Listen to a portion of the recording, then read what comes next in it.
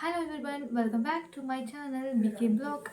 இன்றைக்கி வீடியோவில் என்ன பார்க்க போகிறோன்னு சொன்னால், ஸ்ரீலங்காவில் நிறைய சட்டங்கள் வருஷத்துக்கு வருஷம் மாறிக்கொண்டே இருக்கு. அந்த மாதிரி இந்த முறை 9வது நிறைவேற்று அதிகாரம் கொண்ட ஜனாதிபதி அனுரகுமார திசநாயக்க பதவியேற்று இப்போ ஆட்சி நடத்தி கொண்டிருக்கிறார். அவற்றை ஆட்சியில் சட்டம் அடிக்கடி ஒவ்வொரு சட்டங்கள் புதுசு புதுசாக அமல்படுத்தி கொண்டிருக்கு.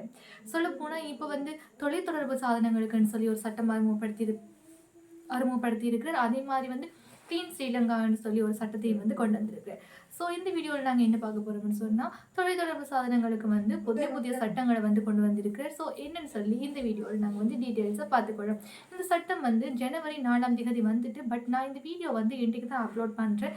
அது ரீசன் என்னன்னு சொன்னால், வந்ததுமே நான் எந்த விஷயத்தையும் தெரியாமல் உடனடியாக அதை நான் உங்களுக்கு தெரிவிக்க முடியாது. ஸோ நான் அந்த விஷயத்தை பற்றி வெப்சைட்டில் அந்த விஷயத்தை பற்றி நான் ஒரு தெளிவான ஒரு டீட்டெயில்ஸை எடுத்த பிறகு தான் உங்களுக்கு சொல்ல முடியும். ஸோ அந்த தெளிவான டீட்டெயில்ஸ் இன்றைக்கி நான் எடுத்துக்கொண்டு தான் உங்கள்கிட்ட அந்த விஷயத்தை பற்றி சொல்ல போகிறேன். ஸோ வாங்க வீடியோக்குள்ளே போகலாம்.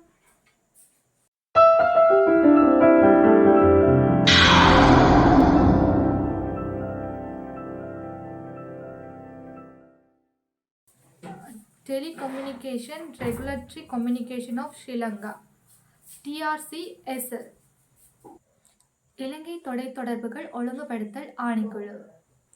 இவர்களால் இலங்கையில் தொலைபேசியை பாவிச்சு கொண்டிருக்கக்கூடிய எல்லாருக்குமே கட்டாயமாக ஒரு சட்டம் அமலுக்கு கொண்டு வந்திருக்கிறாங்க. TRCSL கொண்டு வரக்கூடிய இந்த ஆன்லைன் சிஸ்டம் என்னன்னு சொன்னால், நாங்கள் EMEI எங்களோட ஃபோனில் EMEIன்றது நாங்கள் கட்டாயம் ரெஜிஸ்ட்ரேஷன் செஞ்சு கொள்ள வேண்டும்.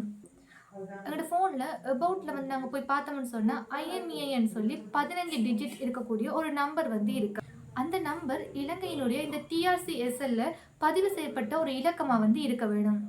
எப்படி ரெஜிஸ்டர் செய்யணும்னு சொல்லி பார்த்தீங்கன்னு சொன்னால், இப்போ நாங்கள் இலங்கையில் வாங்குகிற ஃபோனாக இருக்கட்டும், இல்லாட்டி ஃபாரினில் வாங்குகிற ஃபோனாக இருக்கட்டும், கட்டாயம் இந்த EMEI நம்பர் நாங்கள் ரெஜிஸ்ட்ரேஷன் செஞ்சு கொள்ள வேண்டும். அது சொல்லப்போனால் இப்போ நாங்கள் ஒரு சிம் எனேபிள் பண்ணுவோமே, அந்த மாதிரி ஒரு சிம் வாங்கினா நாங்கள் எப்படி அந்த சிம்மை ஆக்டிவ் பண்ணுறதுக்காக எனேபிள் பண்ணிக்கொள்வோமோ, அதே மாதிரி நாங்கள் ஒரு ஃபோனை வாங்கினா EMEI நம்பரை நாங்கள் எனேபிள் பண்ணிக்கொள்ள அதுக்கான சிஸ்டத்தை நாங்கள் மேற்கொள்ள வேண்டும்.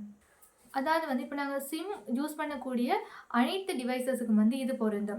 உதாரணமாக சொல்ல போனால் இப்போ மொபைல் ஃபோன், டேப்லெட்ஸ், கம்ப்யூட்டர், அப்படி நாங்கள் சிம் பாவிக்கக்கூடிய எல்லா டிவைசஸுமே இது கட்டாயம் பொருந்தும் இந்த சட்டம். ஸோ அந்த மாதிரி நீங்கள் இப்போ சிம்மை ரெஜிஸ்டர் பண்ணும்போது ஆட்டோமேட்டிக்காக உங்களோட IMEI நம்பர் ரெஜிஸ்டர் பண்ணப்படும். இப்போ நீங்கள் வெளிநாட்டிலேருந்து ஒரு ஃபோனை கொண்டு ரெஜிஸ்டர் பண்ணுறீங்கன்னு சொன்னால், சிம்மை போட்டு ரெஜிஸ்டர் பண்ணுறீங்கன்னு சொன்னால், அங்கே தானாக EMEI நம்பர் ரெஜிஸ்டர் பண்ணப்படும்.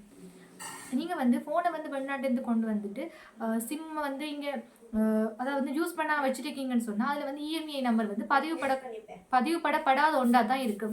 இது எதுக்காக கொண்டு வரப்பட்டதுன்னு சொல்லி பார்த்தீங்கன்னு சொன்னால், இந்த தொலைத்தொடர்பு தொடர்பான சிக்கல்களை குறைச்சு கொள்றதுக்காகவும், ரெண்டாவது தேவையற்ற மோசடிகளை தவிர்த்து கொள்றதுக்காகவும். இலங்கையில் பார்த்தீங்கன்னு சொன்னால், இப்போ ஃபோன் தொடர்பான மோசடிகள் நிறையவே நடந்து கொண்டிருக்கு. இப்போ ஃபேக்காக பேங்க்லேருந்து கால் பண்ணுறேன்னு சொல்லி காசு போட சொல்கிறது, அப்படியான விஷயங்கள் நிறையவே நடந்து கொண்டிருக்கு. ஸோ மக்களுக்கு அந்த மாதிரியான விஷயத்துலேருந்து அந்த மாதிரியான தவறுகள்லேருந்து அவர்களை தப்பிச்சு வைக்கிறதுக்காகவும், அது அந்த தவறுகளை குறிச்சு கொள்றதுக்காகவும் தான் இந்த மாதிரியான ஒரு சிஸ்டம் கொண்டு வரப்பட்டிருக்கு. இந்த விஷயத்தை TRCSL கட்டாய நடைமுறையாக கொண்டு வந்திருக்கு. ஏன்னு சொன்னால், இப்போ ஏதாவது ஒரு மோசடி நடக்கக்குள்ளே இந்த IMEI நம்பரை வச்சுக்கொண்டு ஈஸியாக யார் இந்த மோசடியை செஞ்சாங்க என்றதை கண்டுபிடிச்சி கொண்டு அதை கண்டுபிடிச்சி கொள்ளலாம் என்றதுக்காகவும் TRCSL இதை கொண்டு வந்திருக்கிறாங்க. இந்த மாதிரியாக இப்படியான மோசடிகள் நடக்கிற வழியில் அதை தவிர்த்து கொள்றதுக்காக தான் இந்த மாதிரியான ஒரு ரூல்ஸை கொண்டு வரதா TRCSL வெளியிடப்பட்டு.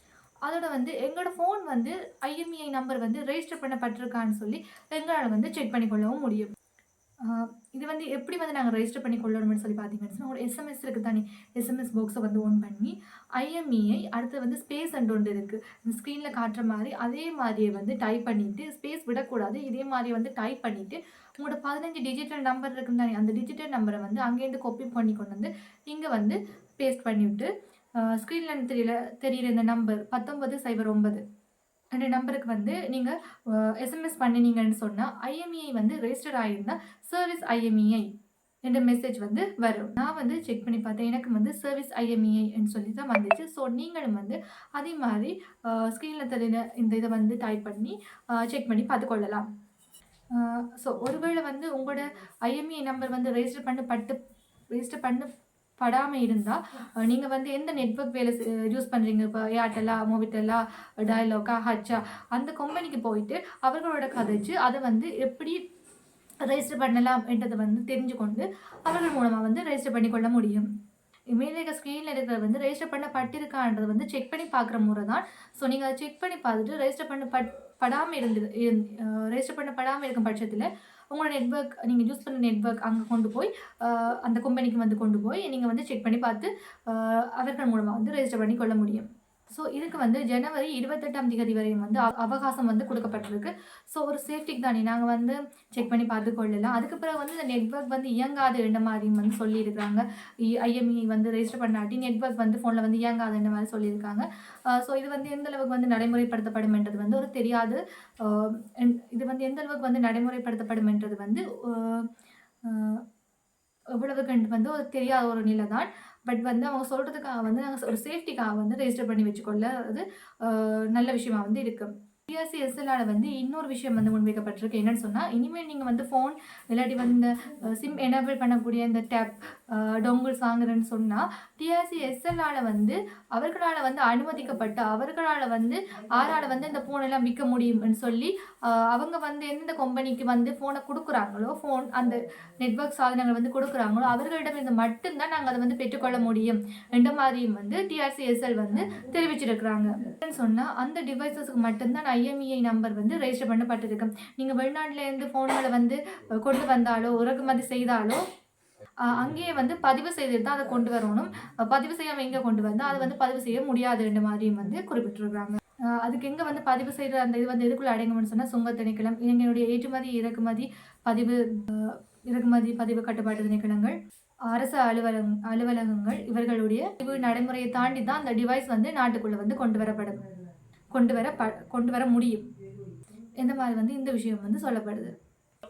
இது வந்து நிறைய கட்டுப்பாடுகள், நிறைய விஷயங்கள் உள்ளடக்கி தான் இந்த நடைமுறை கொண்டு வரப்படுது. ஆனா இது வந்து எவ்வளோ காலத்துக்கு வந்து இந்த நடைமுறைப்படுத்தப்படும்ன்றது வந்து தெரியாத விஷயம். ஏன்னா இலங்கையில வந்து நிறைய விதமான கட்டுப்பாடுகள், நிறைய விதமான இப்படியான புதிய புதிய சட்டங்கள் வந்து கொண்டு வரப்பட்டது. ஆனா பட்டதா என்றது வந்து கேள்விக்குறி.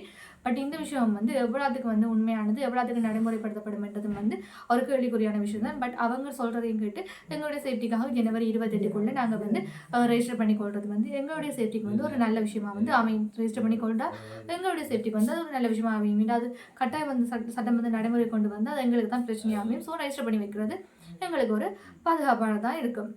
அதோட வந்து தற்போது கிளீன் ஸ்ரீலங்கான்னு சொல்லி வாகனங்கள்ல இருக்கிற, அதாவது கனரக வாகனங்கள்ல இருக்கிற தேவையற்ற பார்ட்ஸை வந்து அகற்ற சொல்லியிருக்காங்க. இப்போ நிறைய அலங்காரங்கள் மற்றும் வந்து தேவையற்ற அந்த கோன் அப்படின்ற விஷயங்கள் எல்லாம் அகற்ற சொல்லியிருக்காங்க. இது பற்றி நான் பாராளுமன்றத்திலையும் வந்து நிறைய பிரச்சனைகள் வந்து எழுந்த வண்ணம் இருக்கு.